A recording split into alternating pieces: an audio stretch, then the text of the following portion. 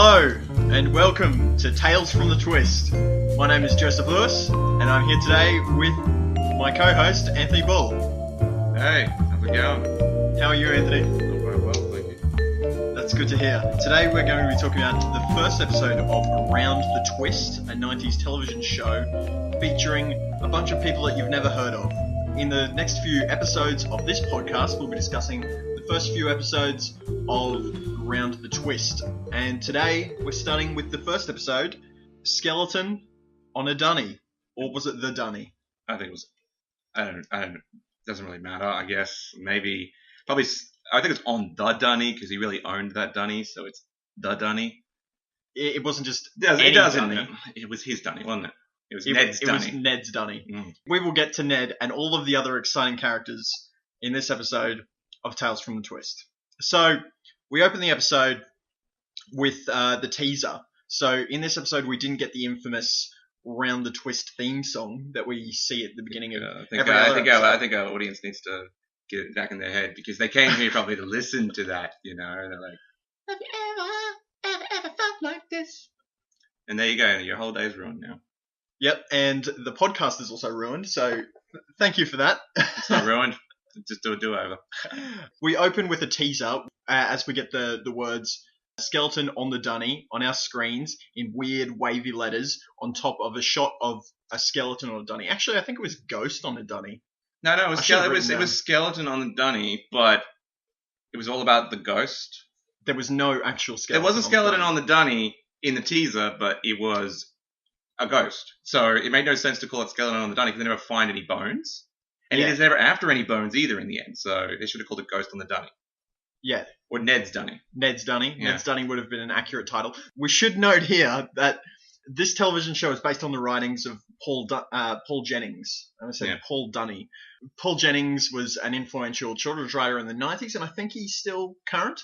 I don't know. It shows how much research we've done before this show. Well, I mean, Paul Jennings, he's probably okay. I don't know. He was great when I was like 10. Reading back his stuff's probably really shitty. He's famous for writing books that started with Uncanny. Yeah, that's it. Uncanny. That's the only one I can remember. Yeah, that's the only one I can remember too. Shows how noteworthy they were. Thank you, Paul, for... Good work, Paul Jennings. Congrats. You're up there with Possum Magic, mate. As we go into the actual episode, we close from our Dunny shot and our title shot, and we go and we meet the Twists. We meet our Twists, and they're singing Twist and Shout. Maybe one of the more on-the-nose openings for a children's television program. I feel like this was actually a really deep message to be said. Okay, so like what I read was from the Skeleton on the Dunny was actually the destruction of classic traditional Australian culture, particularly the traditional Australian male. And then you got Mr. Twist, who is clearly an effeminate, Yank-influenced male, singing Round the Twist, a pop culture song from the 50s, which I believe was the time when, you saw the typical Australian male depart, and you get this more universal American male. I didn't feel that he was either of the two, but we should discuss each of the Twists in turn. Well, I have a long theory that says that he's actually bisexual. Okay, we will get onto that as the podcast develops. Yeah. But first of all, we've met the Twists. So we have 4 of them, and they're all sitting in the front of a single cab ute. So we've got the father, who herefore be declared as Mr. Twist. We'll call him Mr. Twist. Because I can't remember his name. His name is so irrelevant, it's not important. And he is the father. So he's a single father. Mm-hmm. And we find out a little bit further down in the episode that his wife has died about 4 years prior to the start of this episode. Yeah. And he has decided that he wants to take his family away from the busyness of the city, I'm assuming Melbourne or Sydney. And he wants to get away from the constraining art culture present in that city and take them to living in paradise, which is a very small town on the edge of a cliff. You're thinking harkens back to Paradise Lost? What do you think? Let's leave aside that comparison for the moment. Maybe we can come back to that. So that's Mr. Twist. And then we have the 2 twins. I'm fairly sure that they're twins. I don't think it was declared in the episode, but I remember from that they're like later on. Fraternal? I think they're in the same class. Yeah, fraternal twins. So that's the one where they're not identical, right? Yeah, of course. So they're like 2 eggs or something. They're 2 eggs. I don't know. If you're a medicine student, write in and tell us. the two eggs were conceived in the same womb and they grew up to be dead. I always thought that one seems super weird because It is. wouldn't you be like competing against each Yeah, other? sometimes like one of the eggs envelops the other eggs, and you have like your brother's inside you or something, and then like you go in for an X-ray, and they realize like there's like this fetus inside you, and it turns out that you enveloped your brother. It's like You're a murderer before you came back, so isn't it Mugatu in Total Recall? Is that the name of the? No, that's just like mutation, man. Okay, that's just him being a freak. I like to think that he was a fraternal twin enveloped by. No, wait, was that you're talking about the cab driver, right? I'm talking about the weird alien in Total Recall. Because I wasn't there something in like the cab driver. He's got like 5 fucking things. I don't know. Total Recall. It's been a long time since either of us saw. We should watch Total Recall again. We should. Moving on from bungling our pop culture references, we're talking about the twins, Pete and Linda. So Pete is obviously the male. Linda is the Why is the he female obviously twin. the male? Because this was 90s Australian television. Mate, we weren't concerned mate. with progressive namings. I tell you what. Progressive naming You conventions. just sent Tumblr this way, and they're angry at you now. Damn I should hope so. It'll drive us some traffic. Yeah, that'd be great. Pete, as we meet him, tell us a little bit about Pete. Well, there's nothing much to say about Pete. He's just basically he does nothing. He's a pun master. Yeah, he's That's a pun what you should master. get away from Pete. Yeah, okay, so he contributes nothing but puns. It's like Pete, Jesus, throughout the episode, has some crackers. My favourite was, what do you call a drunk ghost? What do you call a drunk ghost? A methylated spirit. Now, you should note that whenever Pete makes a joke, he will laugh at his own joke obnoxiously loudly. Just like that, he goes, and he will reprise that role later in life when he plays in Wolf Creek. He's like, He was not in Wolf Creek. He should have been in Wolf Creek. That was not John Jarrett. No, that should have been John Jarrett. John Jarrett at this point would have been in his 40s. Would he? So Pete, I'm assuming, is about 15. Pete and Linda, I think, are supposed to be about 15, right? Because they're in high school. I think so. It's safe to say. Like early high school. I don't know if they're seniors. I think they're. Well, we don't know. School. Like, because this is just episode 1, but like, but from we've what we seen remember, it yeah, before. we've seen it before. Yeah, I'd say 15. Someone will tell us actually they're 14 years old and 9 months. Don't you know? That's Pete and his sister Linda, who Pete is also into like rock music. He's really shit at playing guitar too. And Linda is more of like kind of like a polar opposite. She's more into like her meditation, and she's more of a spiritual character than Pete, who is also makes clear from the very start that the only thing that he's interested in is women. Yeah, it's true. He's very upset that there'll be no women in the town that they've moved to. Yeah, exactly. Which I think is unnamed. I didn't write down anywhere that. We'll figure out the name eventually. We will figure that out. From now on, we'll just call it Paradise. Linda's a spiritual character. Anything more to Linda? Well, she's a black belt in karate.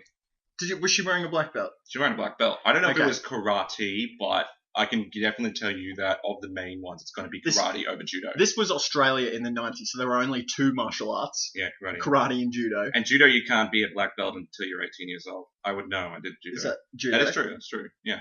So I'm guessing she's a karate expert. But I think she was doing Tai Chi. When we first see her in the thing, she's doing Tai Chi. She was waving her arms around. It wasn't really any martial art. Wow, that's offensive. You just offended everybody. You just offended all the people. Man. Okay. And now we've got our youngest sibling, who I'm assuming is in primary school, and his name is Bronson. No, they're not. No, there can't be.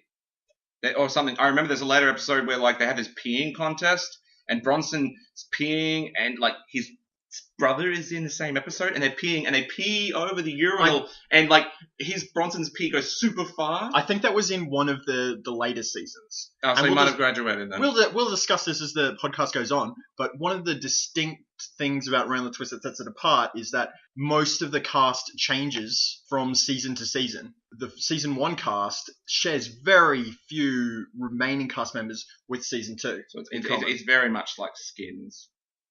It is not at all like Skins.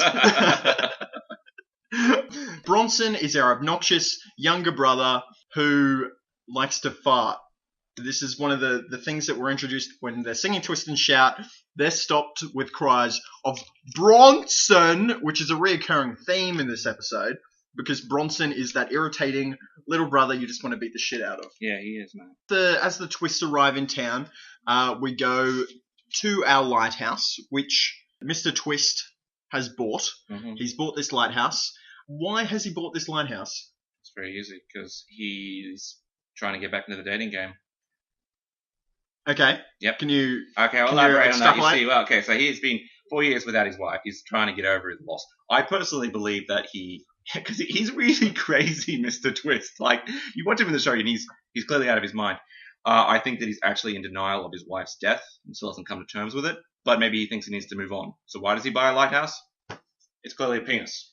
Okay? It is clearly a It could phallic. be. It Okay. could be interpreted A as a mighty phallic symbol. symbol A saying, mighty- saying to all the women of paradise that here I am, Mr. Twist, I am back on the market. But he picks a place with very little women, Well, right? yes. Accordingly. Apparently, according to Pete, who at this point we're not sure if is a reliable source or not, but he said that there are no women around, and the only women that we see in the episode, apart from Linda Twist, is Nell and Mrs. Gribble. So it's not looking Too fantastic. good, but like when you get later on, we get the real estate. He comes in later, right? And he wants to talk to Mr. Twist about his lighthouse. We'll get to that. No. This applies to it, okay? So he wants to knock down the lighthouse because it's got some valuable real estate. And then it's got this really weird, intimate moment where he's trying to.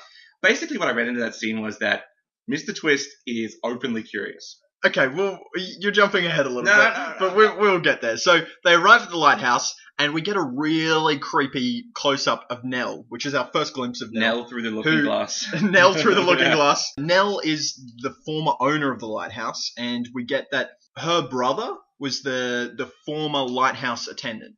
Yeah. Or carer, or whatever, whose name was Ned. Was it Ned that was the lighthouse carer? I didn't quite connect those I didn't dots. really connect the dots. Like if it was Ned, it's really weird because like Ned's not super young, but he's like what? He's 35. He's 30s. He's like yeah. in his 30s. And Nell's what? In her 50s? Well, Right, this happened a long time ago that Yeah. Ned died. Yeah. Yeah, we'll get into the lore of Ned. Nell has sold the lighthouse to Mr. Twist through Gribble Real Estate. Mm-hmm. And now the Gribbles show up.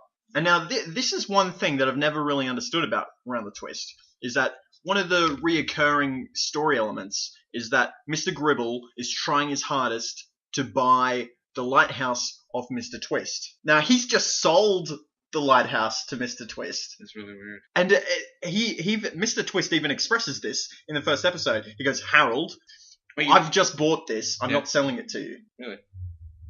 It's weird. Why? Yeah, why? It is super weird. Like- He goes to explain it, and then he just kind of he goes, He doesn't really explain it. he goes, I would have bought it, but financial, and then he just like stops. So good work, Mr. Jennings. Thank you for. Yeah, Mr. Jennings, like, clearly it's the real estate guy is trying to hit on Mr. Twist. Yeah, Okay. so in the scene where he's trying to buy it back from Mm-hmm. Mr. Twist, he leans up against Yeah. Mr. Twist. Mr. Gribble leans up against Mr. Twist, and it's really weird. It's like very intimate. Yeah, it is. And he's like, this land is really valuable. We knock down this lighthouse here, and when we could set up something. I'm not sure how he would make value on that cliff because I don't know what he's going to It put is there. a very steep cliff. Yeah, it's like a murder cliff. It's where you go That- to murder people. One of the Gribble children even refers to it as Dead Man's Yeah. Leap. Dead Man's Dead Leap. Man's Dyke. or Dead leap. Man's Dyke. It doesn't make Yes. any sense because a dike is supposed to And, stop water or I assume that he wasn't referring to Linda. how. Along with his wife, Mm. Mr. Gribble has brought his son, James Gribble Jr., and two of James Gribble's friends, James Gribble's most obnoxious friends, They're like Rabbit and Tiger. Rabbit and Tiger, who I assume are named after NFL teams. I'm assuming they're named after the Chinese zodiac, but we read into that completely differently, didn't we? Okay, so these kids... Can I just point out? Sorry, can I just point out that, yes. that Australians they had such terrible clothing back In the in 90s? Oh my gosh! Can jeez. you... And then they got like that whole thing where you've got like a jumper around your waistband. You got the homie G bloody style, and it even comments to what's his face, the brother's name, I forget his name. Pete? Pete, yeah, thanks. He even comments to Pete. He goes, "Oh, where'd you get your clothes? At the cemetery, or at the Undertaker?" And it's like, mate, you dress like shit, Yeah, mate. check that waist jumper there, Junior Gribble, Yeah. then get back to us. the whole family of Gribbles have arrived, and they just begin to rampage about this lighthouse, exploring it. Now, it's very curious to me, because we clearly saw the Gribble real estate sign. Haven't they gone and looked through this lighthouse previously to selling it? Well, I would assume... I don't... Or did he not actually facilitate this sale? Because apart from the Gribble real estate sign, all evidence that this sale has occurred does not really exist. Like, every time they talk about the sale, it was between Mr. Twist and Nell. You know what? It should have made more sense is because her brother died or something like this. Maybe that was a long time ago. I don't know. Maybe you could have something else like Nell dies, or because I think she's dead personally, but we'll get to that in a second. Then maybe it goes to the public trustee because no will. Yeah. So then there's an auction, and Gribble isn't really paying much attention, and he tries to bid, but he doesn't have the capital to do it. But Mr. Twist does, right? All right. He's able to outbid. Just even that it was owned by a different real estate agent. It makes no sense that a guy who really wants this lighthouse goes, oh, I'm going to sell it to this guy called Mr. Twist and then buy it back from him. I think he just wants to sell it. I don't know if he wants to actually own it. He wants to be selling it for lots of money. But didn't he already have it? Yeah. Yeah, it's so stupid, isn't it?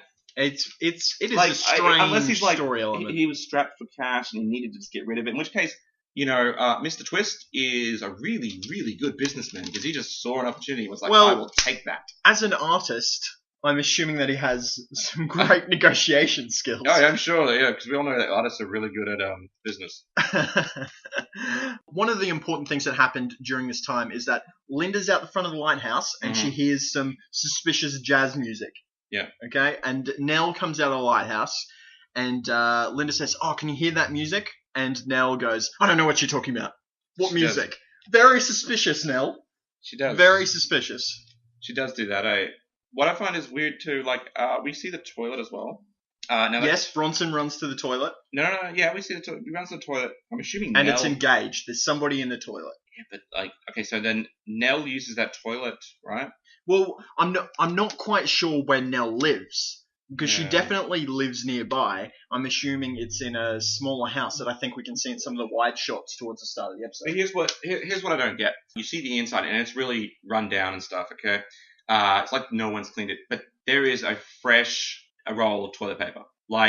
This is an outhouse which has got some of its panels missing. It should have rained. There should be it should be a glumpy glue or it should be yellowy. No, it's fresh. So clearly somebody is putting new toilet paper in there. I'm assuming Nell. Well, are you sure? Are you sure it's not the ghost? It could be the ghost. And what? Because one of the Gribble children introduces us to the story of what's his name? Young Ned. Dead Ned. It kind of alternates between the two.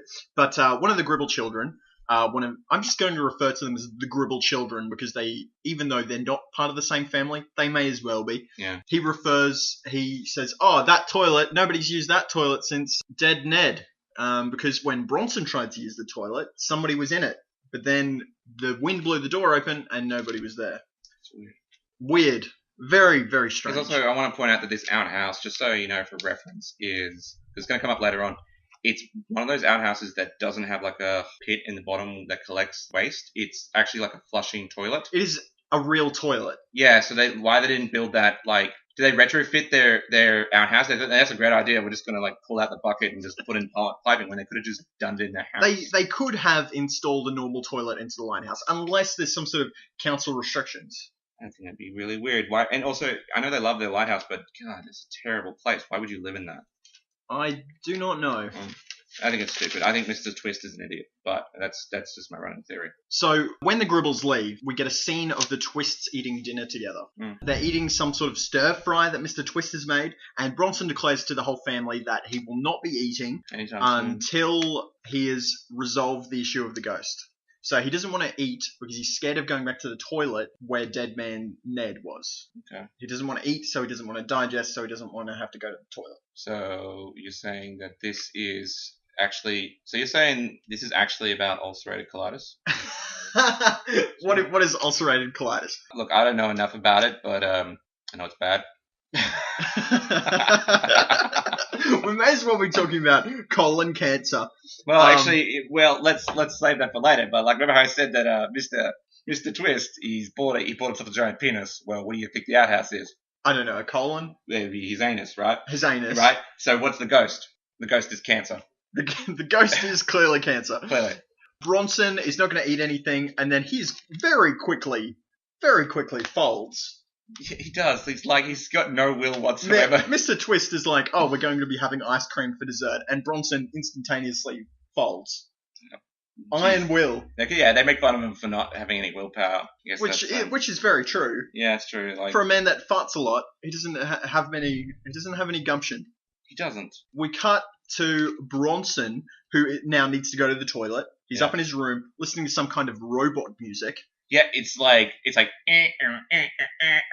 this droning beeping, much akin to the old dial-up dialing noises. But it's not dial-up. It's more like it's FSX cards. Like in the old FSX cards, or whatever it is. Like when you played Commander Keen and it made like noises through your motherboard. Yeah, it made like those old beeping noises. Yeah, these better music came out of the Game Boy Color than is the music that Bronson is listening to. So it's the only one they could afford to get licensed to. They probably made it on the spot. Yeah. Now, Bronson needs to go to the toilet, and he's scared because of Dead Man Ned. So he goes to see if one of his siblings will accompany him. So he goes to see Linda, who's performing her karate, as we talked about before, and she calls Bronson a drop kick. Don't worry, mate. Just go. In the most Ocker accent of the entire episode. And so poor old Bronson is forced to go to his brother Pete. Now, Pete is not the best role model of a brother. He's also not a very good musician, and he's playing the guitar.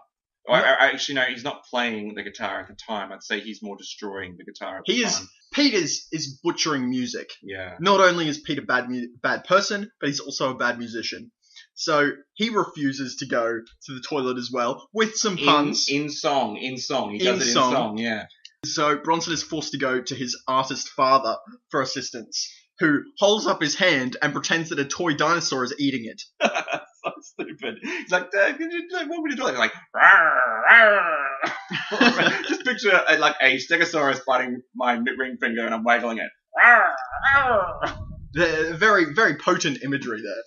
So we go out down the back towards the outhouse, out the back of the lighthouse, and Bronson goes to sit on the toilet.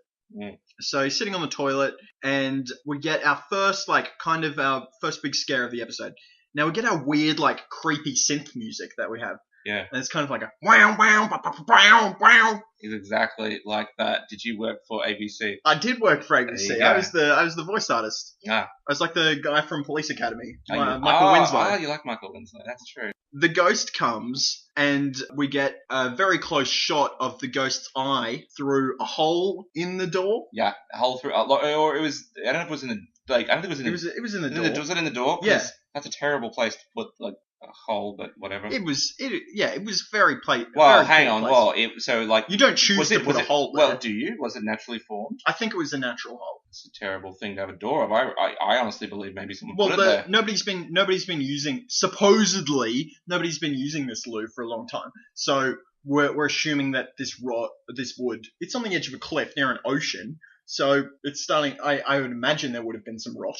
I'm going to run with my theory and say there was a glory hole, but it was much too hard to be a glory hole. You don't know. You don't know. It could be dwarfs on step ladders. Dwarfs on step ladders, very likely. Bronson freaks out, runs back towards the house, and manages to convince his sister to come down. So Linda comes with him, and they see a cat. And Linda goes, Linda's going to the toilet. I got that wrong. Linda wants to go to the toilet herself. Bronson wants to accompany her. They go down to the toilet, and there's a cat. And Linda goes, "There's your ghost, you drop kick." Like Bronson's an idiot. There's a ghost. I'm sorry, I think I can tell the difference between a cat and a human eye. Maybe you should have explained that it was a human face or a human eye. So Linda goes to the bathroom, and we see some ghost feet under the door while she's sitting on the toilet. Mm-hmm. Then the next shot is the ghost peering over the toilet door. Yeah. How tall is this ghost? Look, I don't know. He's clearly as tall as the loo is, and I don't know. But so that we're assuming that at this point that Dead Ned is about 7 feet tall. I'm not really sure, but yeah. And you know what else is weird? That's the most rapey thing you could do. It is very creepy. Yeah. The expressions that He's Ned like, has on his face. Hi. He's got a big smile on his face. Like, it's very weird that he would be smiling this strongly at the children. yeah. Like we learn They're later, children too, aren't they? they are children. Yeah. That's even weirder. That he has an ulterior motive, but it's very creepy. Yeah. Like, surely you could have done something else with your face there, Ned. Yeah. Come on, mate. You could have been like, something like, I don't know. Yeah, actually, how do you do it? Because remember, he's mute. He can't say anything. So what do you do other than smile? If you do any other expression, he's limited in his expression. If he does an angry look, people will just think he's trying to haunt him. But if what he does is like, hey, how's it going? Like raise his eyebrows or something, that makes him even more creepier. I'm sorry, Ned. I spoke too soon. I don't know what you could have done in that situation. Linda's very scared, jumps out of the toilet, and guess who's standing there? Who's standing there? Nell. Yeah, of course. Being a creepy, creepy woman. With her cat, just like... Did she have her cat in that shot? Yeah, she had the cat. Was she holding it? She was holding the cat, right? What was the guy from Harry Potter called? I don't know. Remember, Which one? Are we talking about the woman teacher? No, it was a woman teacher. It's the ground... Albus Dumbledore. Yeah, obviously it's Albus Dumbledore. No, the guy, he has no magic powers. He's like the janitor. The janitor? He's the janitor. He's got no magic powers. He's got a cat. Oh, the Hagrid. No! Like, that's the big fucking giant. No, like... God, someone's yelling at the computer right now. You know who it is. Anyway, I honestly believe that maybe it's either Nell is somehow psychically linked to a cat, or can take the form of a cat, but that doesn't make any sense because she's holding her cat. I'm assuming she's just come to get her cat. No, I think she's psychically linked to a cat. Her cat's run away, she's come to get it, and she just happens to be there when Linda is scared. Well, you run on that theory that Nell is a real person, and I'll stick to mine. She's a guardian angel theory, thank you. So, Linda comes out of the toilet and is talking to with her pants up, by the way. To Nell, right. And she's like, I saw a ghost. And Nell is like, oh, was it a young person? It's like, come on, Nell. Come on. Why do you immediately ask this? This is not normal, rational people. Hang on, it'll be like this. Oh, there's a ghost. The first question would be, what did he look like? If you say it's a young person, it's like, well, clearly you've seen more ghosts before. Yeah. It's like, hang on, which ghost? Is it an older person? Well, it's an older woman. Sorry, I don't know that ghost, but I know younger male ghosts. That's fine. Nell is clearly linked in some capacity to the ghosts of her family, which is creepy in and of itself. Because she's a guardian angel. Is she a ghost herself? No, I don't think so. She's a guardian angel, and they're in limbo. She brings up that limbo thing later on. She does. She suggests to Linda that possibly this ghost is dead Ned, like we were talking about before, who died when he was younger on the toilet when she was overseas or something. Yeah, she's overseas, and dead Ned dies on the toilet, like, I don't know what he dies of, because in his ghost form, he doesn't have, like, it's not like Sixth Sense. You know in Sixth Sense where you see the ghosts and, like... They look like real people. Yeah, they look like real people, but like that one scene, like in Sixth Sense, where the kid's got a gunshot in the back of his head. Yeah. So clearly, in that scenario, like, what happened to them in their deaths carries over. We don't know. He just looks like a regular dude. He looks like Leno, or is it Woodley? Which one? Woodley. I'm going to say Woodley. He looks like Woodley from Leno and Woodley. I don't know if it is him. We'll have to check that. It might be him. I really strongly doubt it is, because, like... It could, at times, could match up. Yeah. Bronson and Linda go back inside, and they wake up Pete. Yeah, here we go. And this is where Pete makes his drunken ghost methylated spirit joke, which he laughs at. Pete is a man of ideas. He decides that he will scare the ghost by using his plate, which is a replacement tooth. And I'm not quite sure of the logic How's that behind making this. Sense? He has this like plate in his hand that he's like licking and stuff, and he's gonna scare it, like, and then it drops it in the toilet. Yes, so he goes down to the Dunny, sits there by himself, takes out his tooth, and begins to lick it. Of all things, I'm not sure what that achieves, Pete. And then very creepy. So it is more than a little bit. You know, if it wasn't a ghost, I'd be very scared. Then the ghost appears. Wow, wow, wow, wow, wow, and Pete drops his plate into the toilet, and it flushes without him touching it. Did Ned press the flush button? No, because you'd think like if Ned could interact with things, he would just knock on the door and then be like, I don't know, he wouldn't. I would knock on the door before peering over and scaring Linda. I'd at least knock on the door and then look over with my face. That's something, at least. You don't just pop your head over and go, hey, love, how's it going? Oh, you're having a good sneaky squeeze there, eh? Oh, wait. So we know that Ned can interact with things. We'll find out later. It's just weird that he goes about it this way. Very strange. So he points up at the toilet, and Pete is just like, I don't know what's going on. There's a ghost. I'm getting out of here, and runs back to the house. So Now we get a scene where we establish that Peter's really worried about losing his plate in the toilet, and we find out that it was very expensive, and Mr. Twist would be very mad. So the three children decide to go and try and get the tooth back from the sewage farm, as you do in a 90s television. I didn't know that there was a sewage farm, and I love the guy. We're calling it a sewage farm, right? Well, they refer to it as such. Yeah, right. This guy, okay, he collects poo treasure, basically stuff that gets flushed down. It's just lost and found. No, but he keeps birds and shit in his cage, like dead birds. It's a bit weird. Yeah, and you know what else? He eats peanut butter. Okay, so no, hang on. I gotta finish this off because this is really weird. He eats peanut butter sandwiches. And he works at a shit farm. I think that's the joke. Yeah, I know that, but it's like, seriously, what is wrong with you? Like, what if you get poo on your hand? Do you think it's bloody peanut butter? Why would you not think that? So you're licking that all day. You die of some like what? E. coli? Yeah, Ebola. So the children. Yeah, Ebola's in your rectum, Joe. That's exactly where it is. So the children bike in on their bicycles, and then we get some scenic shots here. It looks nice, and then we get some really disgusting shots of poo bubbling as they enter the sewage farm, and we speak to Mr. Peanut Butter Man, who makes some very weird jokes about the things that he's collected. All of the jokes in here are puns, too. It's like... They're all puns. They're not even well-written puns. So they ask him if he has any plates, and he says, "Oh, nah, mate, plates are too big to fit down the toilet." Oh, I meant like tooth plates or something, right? Yeah, like... yeah, I've got plenty of them. And he's got like this big tray of just feces-caked teeth. He's never cleaned them, like... Well, why would he need to? He clearly enjoys it. He clearly does enjoy he clearly enjoys poo. Okay, he's got scatophilia or whatever it's called. I don't know. So this is a weird subplot, because as soon as they grab the right tooth, they go home, boil it in water, and then Pete sticks it into his mouth, which is kind of weird. It's been boiling in water for a long time, right? Well, you would have assumed like 5 minutes or so. And also, let's not... And the water is clear, so... Yeah, so they must have done it several times. Exactly, right?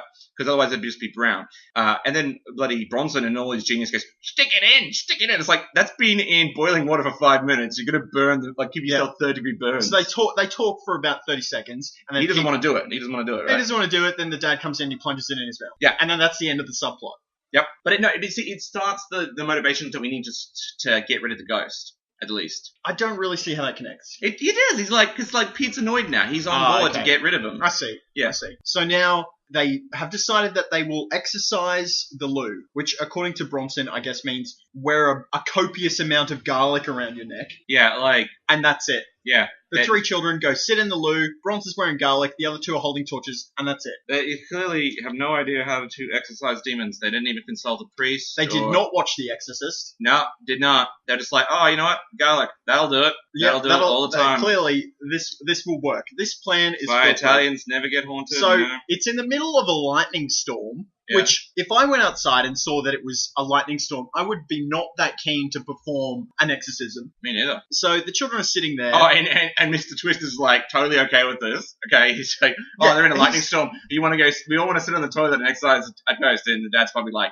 "Yep, probably cool with that." It's probably fairly safe because when the Mr. Twist is probably high as shit. Probably, yeah. He probably doesn't care. That's why he was like before. He was like, "Hello, Bronson," with a little dinosaur. He'd just done a couple joints. I'm assuming the lighthouse would work as a lightning rod, right? Yes, it would. It would be a lightning rod. So I would assume you wouldn't be in that much danger if you were in the outhouse.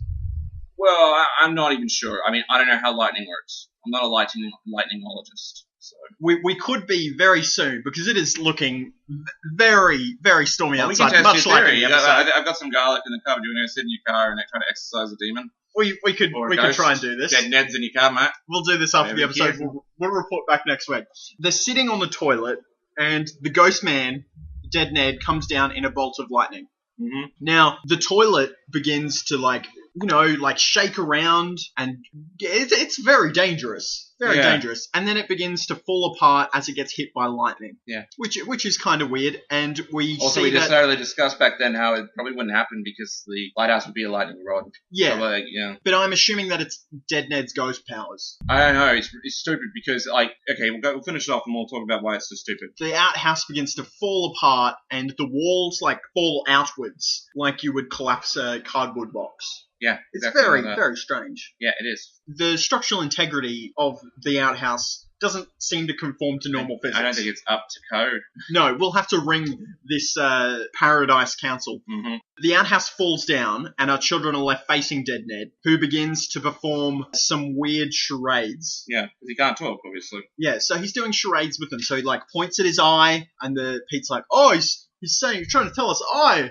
And he does something else, and they're like, "Oh, he's telling us sorry." And the message he says, "I'm sorry to scare you." And we see the painting in the wreckage of the outhouse. Yeah. And everyone discovers that Ned has been trying to get them to find the painting. Ned noted that she had lost it, which we failed to mention towards the beginning. Yeah, of okay. So she lost it, but like obviously, remember I said that she thought that Gribble stole it. Well, remember that it's right in the loop. It's not even hard to not see it, right?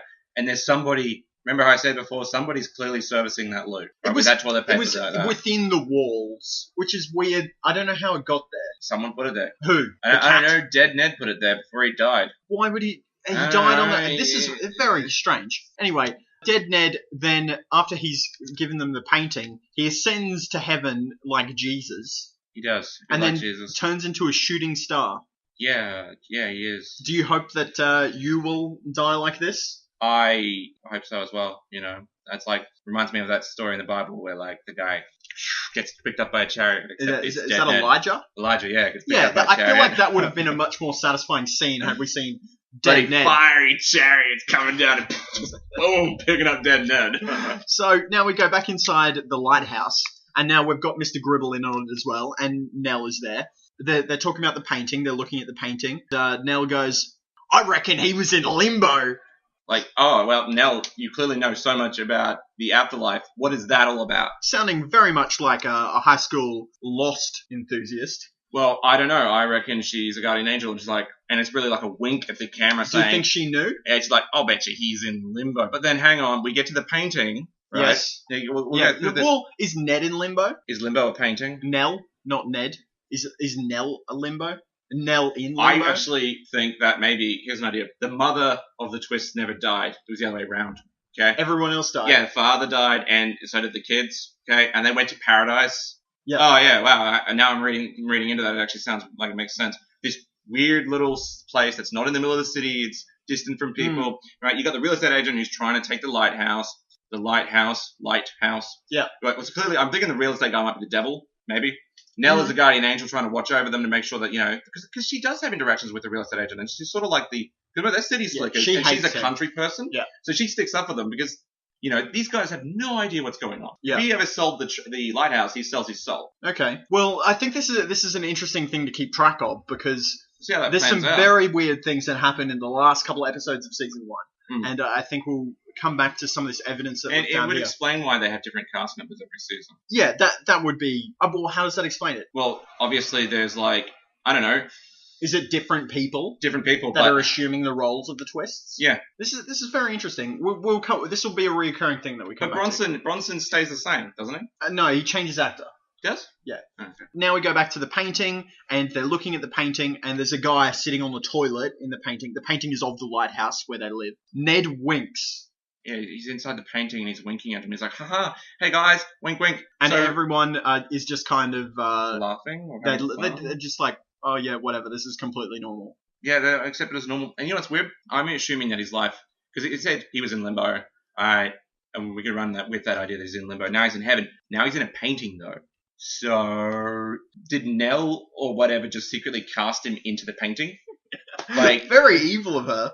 Well, I mean, it's like, oh, I reckon he's in limbo. And then she grabs the painting probably and stuffs it under her bed. It's like, you won't be telling anyone. Yeah. She probably has like a whole stack of paintings under her bed. Of all her family members. Of all the, I don't know, yeah, I guess so. With that wink, we conclude the episode and we finally get the credits that we were longing for with the weird twist song, which I believe, I'll have to fact check this, but the woman or the girl who plays Linda in this season actually is the vocalist on that song. I didn't know that. It might be true. I'll have to fact check that. Put it in the show notes or something. And then we'll get our credits. Yeah. So in our credits, one of the things that they like to do in Around the Twist is show some deleted footage. And one of the things that I noticed was that the dad is unloading the moving van, and he's just bought a whole bunch of sculptures with him. Yeah, he did. did. Why wouldn't he sell them? Yeah, I agree. Well, because he's a terrible artist. Like, you can tell. They're bizarre. You They're can tell. bizarre Well, sculptures. yeah, I guess they're bizarre enough. Like, I would say he's a terrible artist, and that's why he doesn't do it. But like, I'm looking at the sculptures, bought a and I lighthouse. think to myself, I see the sculptures. I'm like, well, they're terrible, yes, but they are also really weird. And I can imagine that there would be a whole art community in Melbourne, be like, I've got to have that in my house. I've got to have that in my house. I gotta have a twist. It's so unique. I gotta have a twist. Yeah, exactly. I've got to have a twist, right? Yeah, he has bought a lighthouse, so he's got some capital. Yeah, but he's also very much aware that he's bought a place with very minimal storage space. Lighthouse is a terrible place, I have to imagine. Well, you would have rooms. You have rooms on each level. It'd be an entire room devoted to his useless art. Oh, what's wrong with that? It's clearly he's got like letting go issues. All right, maybe that's his wife's art. No, it's his art because he's an artist. Well, what's his wife? I don't know. We don't get a lot of information about her, which is strange. We could assume that maybe his wife is the artist as well. Because you would assume that she would be heavily influential on the children, but they don't seem to be affected by the loss of the mother at all. No, they don't. They really don't. Like, I guess 4 years afterwards, but they never seem to reflect too much on her. No. Like, passing at all. It's just like, No. oh, she's not here. Okay. I don't even know if she's mentioned after this episode. I don't know. I think it's just, I think it was just putting there for the fans. And I'm thinking to myself, that's really weird. Like, that's really bizarre. But whatever. Maybe the twists are special. Maybe they've drugged away their pain. Maybe they're dead. Well, yeah, I think we will come back to this issue of them being dead in our next episode, in which we will be discussing the episode with me darlings, me long lost darlings, in which the twists travel to a dump to grab the teeth that belong to a ghost. That's weird. Hang on, that's the same episode, isn't it? Basically. No, well, this was a painting. Yeah, and it but was like, his tooth. Yeah, it was his tooth. Ends up in a sewage farm. But now you're going to A dump. a human waste farm. We'll call it a human waste farm. Let's not call it a But dump. it's not human waste. Wait, it's humans. Rubbish, byproduct, so let's just call it what it is, mate. Let's call it spade a shovel, come on. Yeah, but if you were waste, you would be talking about excrement. Yeah, of course I am. I'm just saying. It's basically the same episode. We will see. We'll see I that. bet you I will be confirmed that Nell will probably know, those ghosts, they need those teeth. And it's like, why do you know this, Nell? How do you know so much about ghosts? I don't understand you. We'll You city slickers just don't know these country ghosts. We'll talk about all this and more in next week's episode of Tales from the Twists. I've been Joe Lewis. I'm Anthony Bull. Thank you for listening.